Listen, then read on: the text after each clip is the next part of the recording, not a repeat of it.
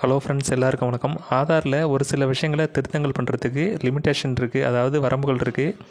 அது மட்டும் இல்லாமல் ஒரு சில விஷயங்களை திருத்தம் பண்ணுறதுக்கு எந்த ஒரு வரம்புகளும் கிடையாது. அது என்னென்னுங்கிறத வீடியோவில் பார்க்கலாம். அதுக்கு முன்னாடியே நம்மளோட சேனலை சப்ஸ்கிரைப் பண்ணிவிட்டு வீடியோவை ஸ்கிப் பண்ணாமல் முழுசாக பாருங்கள். இந்திய மக்களோட தனித்துவமான அடையாள அட்டைன்னா அது ஆதார் கார்டு தான். கவர்மெண்டோட நலத்திட்டங்கள் நீங்கள் பெறணும்னா இந்த ஆதார் அட்டைங்கிறது ரொம்ப ரொம்ப முக்கியமான ஒரு விஷயம். அது மட்டும் இல்லாமல் நீங்கள் தனியார் துறையில் வேலை பார்த்தாலும் சரி, இல்லை எந்த துறையில் என்ன பண்ணாலும் சரி, இந்த ஆதார் அட்டைங்கிறது இல்லாமல் நீங்கள் எதுவுமே பண்ண முடியாது. அந்தளவுக்கு இந்த ஆதார் அட்டையோட பயன்பாடுங்கிறது அதிகரிச்சிருச்சு.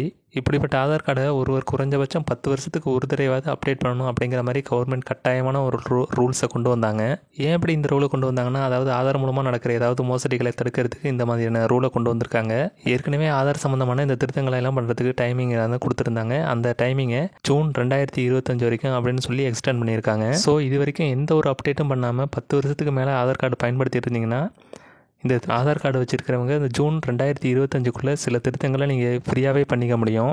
ஏற்கனவே சிறு குழந்தைங்களுக்கு ஆதார் கார்டு எடுக்கிறதுங்கிறதுல பல பிரச்சனை போயிட்டுருக்கு. இதையெல்லாம் ஏன் இப்போ உங்கள்கிட்ட சொல்லிட்டு இருக்கேன்னா, இந்த ஆதார் திருத்தங்களை பண்ணுறதுல ஒரு சில திருத்தங்களை பண்ணுறதுக்கு சில லிமிட்டேஷன் இருக்குது. சில திருத்தங்களை பண்ணுறதுக்கு எந்த ஒரு லிமிட்டேஷனும் இல்லை. நீங்கள் அன்லிமிட்டடாக எப்போ வேணாலும் எந்த திருத்தங்களையும் பண்ணிக்க முடியும்.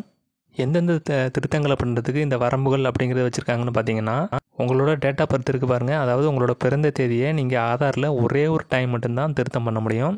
இதையும் இப்போ சொல்லிகிட்டு இருக்கேன்னா, அதாவது நீங்கள் புதுசாக ஆதார் கார்டு எடுக்கிறீங்கன்னா உங்களோட குழந்தைங்களுக்கு இந்த டேட் ஆஃப் பர்த்துங்கிறது கரெக்டாக இருக்கான்னு 1க்கு 100 தடவை கரெக்டாக செக் பண்ணிக்கங்க. ஏன்னா டேட் ஆஃப் பர்த்தை ஒரே ஒரு தடவை தான் திருத்தம் பண்ண முடியும். அதை மைண்டில் வச்சுக்கோங்க. ஆதாரில் கரப்ஷன் பண்ணுறதுக்கு லிமிட்டேஷன் இருக்கிற 2வது பாயிண்ட் என்னென்னு பார்த்தீங்கன்னா, உங்களோட நேம், அதாவது உங்களோட நேமை நீங்கள் 2 முறை மட்டும்தான் திருத்தம் பண்ணிக்க முடியும். ஸோ புதுசாக ஆதார் எடுக்கிறவங்களும் சரி, திருத்தம் பண்ணுறவங்களும் சரி, உங்களோட நேம், அதில் இருக்கிற ஸ்பெல்லிங் எல்லாமே கரெக்டாக இருக்கான்னு பல திருப்பம் செக் பண்ணிக்கங்க. அப்போ தான் உங்களுக்கு ஆதார் சம்மந்தமான எந்த ப்ராப்ளமும் வராமல் இருக்கும். ஆதாரில் இந்த திருத்தங்களை நீங்கள் பண்ணுறதுக்கு எந்த ஒரு வரம்புகளும் கிடையாது, அதாவது எந்த ஒரு லிமிட்டேஷனும் கிடையாது.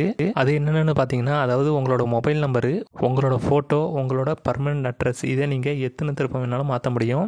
இதுக்கு எந்த ஒரு வரம்பும் கிடையாது, நோ லிமிட்டேஷன். ஸோ ஆதாரில் உங்கள் பேரையோ உங்கள் நேமையோ நீங்கள் கரப்ஷன் பண்ணும்போது ரொம்ப கவனமாக இருங்க. இந்த தகவல் பயனுள்ளதாக இருந்துன்னு வச்சிங்கன்னா உங்களோட ஃப்ரெண்ட்ஸுக்கு இந்த விஷயத்தை ஷேர் பண்ணிவிட்டு மறக்காமல் நம்ம சேனலை சப்ஸ்கிரைப் பண்ணுங்கள். அது மட்டும் இல்லாமல் கூடவே பெல் ஐக்கானையும் கிளிக் பண்ணி வச்சுங்க. அப்போ தான் நம்ம போடுற அப்டேட்லாம் உங்களுக்கு உடனுக்குடன் கிடைக்கும்.